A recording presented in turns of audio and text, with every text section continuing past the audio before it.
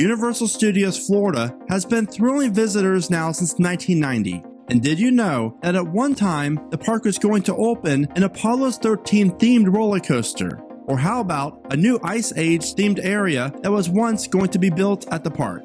You're going to learn more about these two proposed attractions and more crazy facts that you probably didn't know about Universal Studios Florida, which is one of the world's best theme parks. If you're a Jurassic Park fan like my wife, then you're going to love this. Jurassic Park The Ride almost opened in the location of the Men in Black attraction. This would have been a clone of Jurassic Park The Ride, which opened at Universal Studios Hollywood, but when Islands of Adventure was put into development, the plan was scrapped in favor of building a dinosaur-themed area in the second park. So then, Universal looked into adding a new roller coaster to this plot of land, and I'll share more information about that here in a few minutes. Kongfrontation was inspired by the King Kong Encounter segment on the Universal Studios Hollywood Tram Tour, which opened only a few years prior.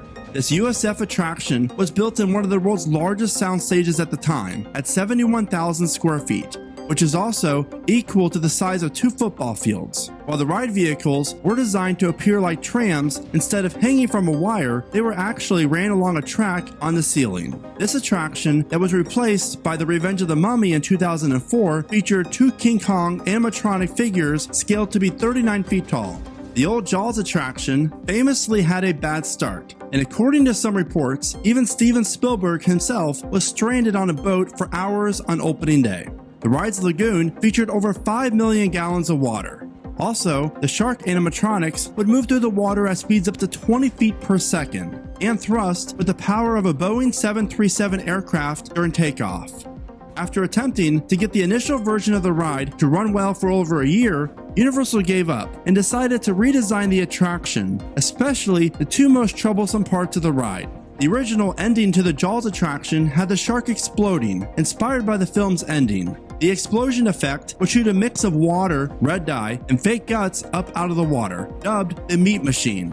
This effect was also prone to complications, obviously. The final version of the ending was instead inspired by Jaws 2, where the shark dies after biting an electrical cable.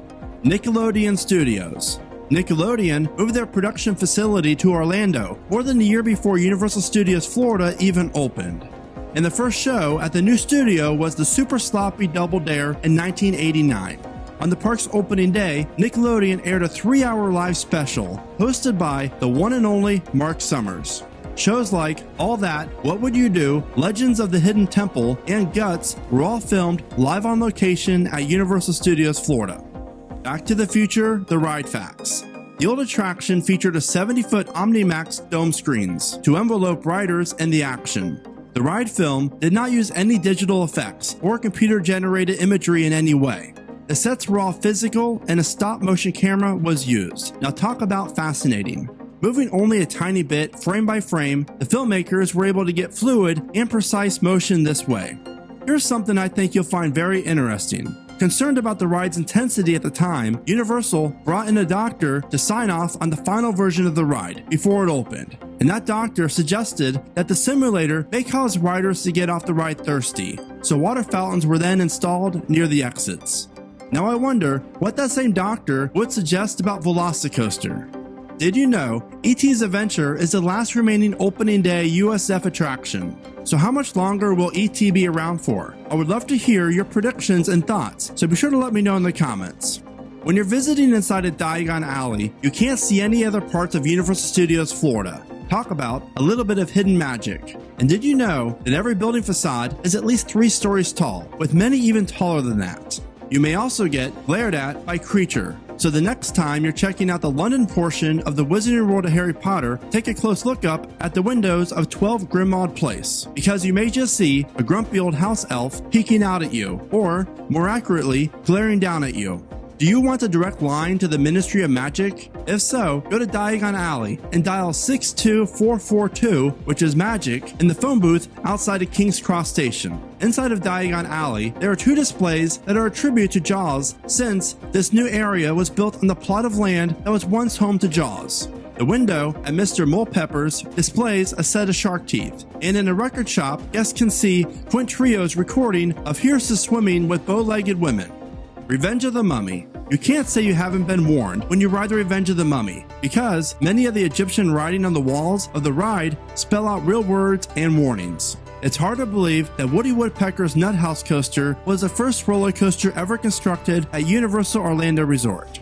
Universal Studios Florida isn't just an awesome theme park, it's also a real working filming studio, and sometimes you'll see a hot set take place throughout the park.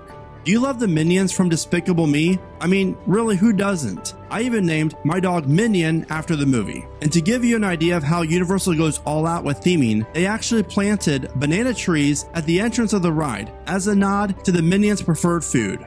Each window of the Metropolis Tribune Building and the New York section of the park is marked with the names of people who helped in the development of Universal Studios Florida. Now that is a cool way to pay homage. The Transformers ride has hidden elevators. To fit this amazing dark ride inside the small footprint, the attraction was split across 2 floors, with elevators carrying the ride vehicles between them. So that guests won't notice the transition, they witness awesome animation sequences during both elevator transitions, including the awesome freefall ending for the attraction. In late 1997, with Islands of Adventure well into development, Universal Orlando realized that it needed to install a new attraction at Universal Studios Florida soon after Islands of Adventure opened. So Universal recruited Craig Hanna and put him to work on concepts for the park. Initially, he dreamt up an indoor category redefining roller coaster based on Apollo 13. If built, it would have been housed in a recreation of the Kennedy Space Center's enormous vehicle assembly building, with guest boarding lunar lander-style capsules for a ride around the moon. However, it was decided that this could not be built quickly enough. Hanna then proposed an alternative outdoor version of the ride that could be constructed more quickly and cheaply. However, because there were concerns about the noise complaints from local residents, this concept was also scrapped. And just imagine if these apartments were built back then. A second coaster concept, themed around a generic disaster movie, was also dropped. So that begs the question, how in the hell did Fast and Furious Supercharged get the green light? Because in my opinion, that's the biggest head scratcher of them all.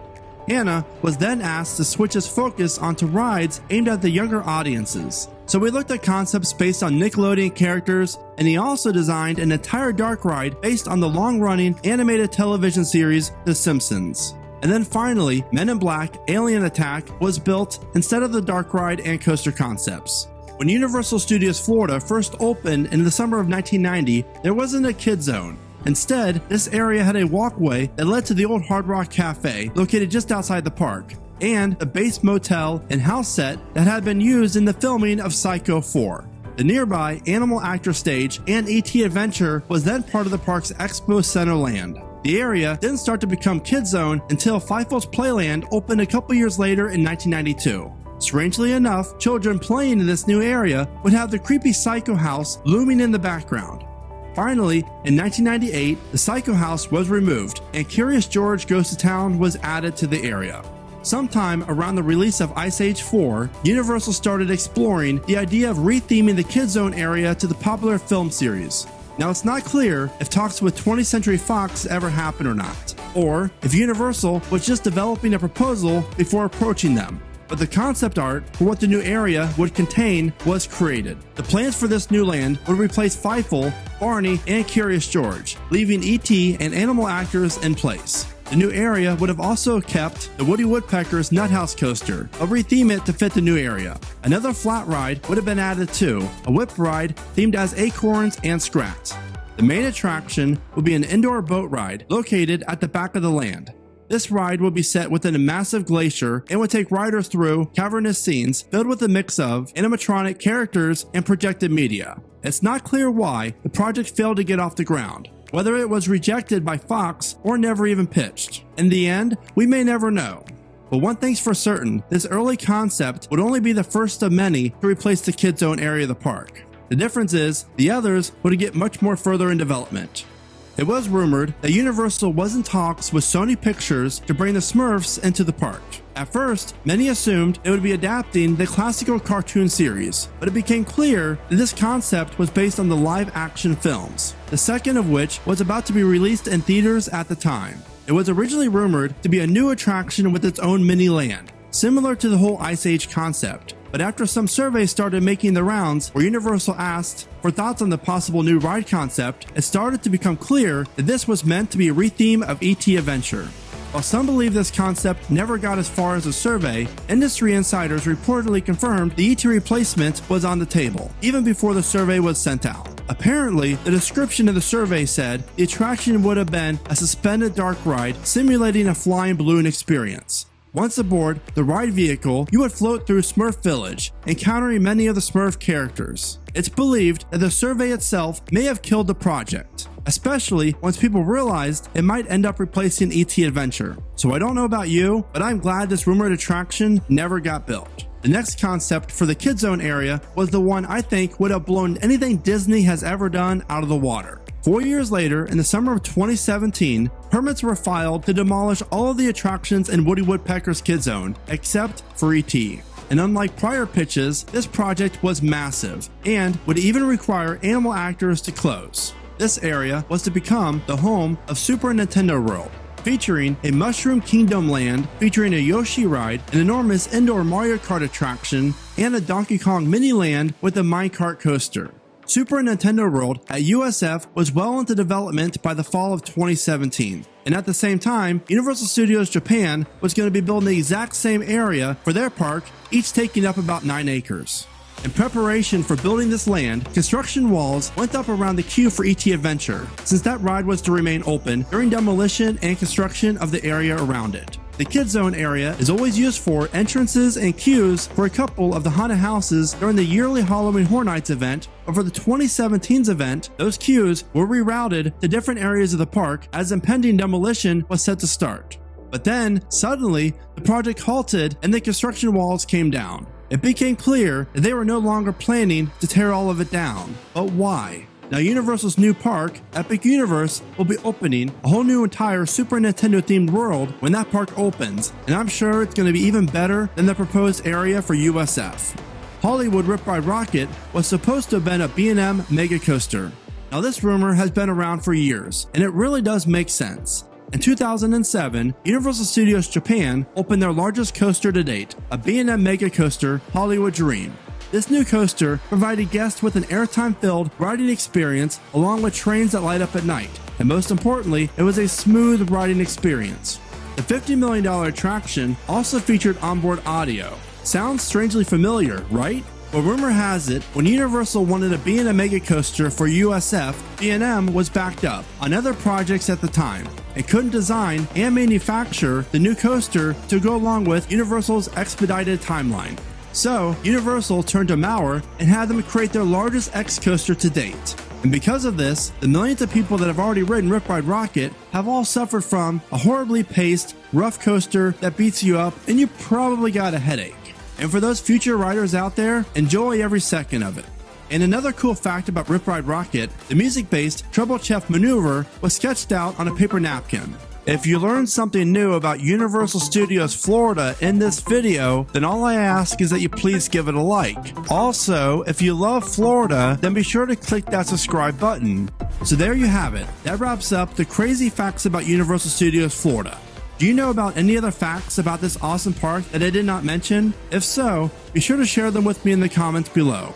As always, thank you so much for watching, stay positive, be happy, and keep riding coasters.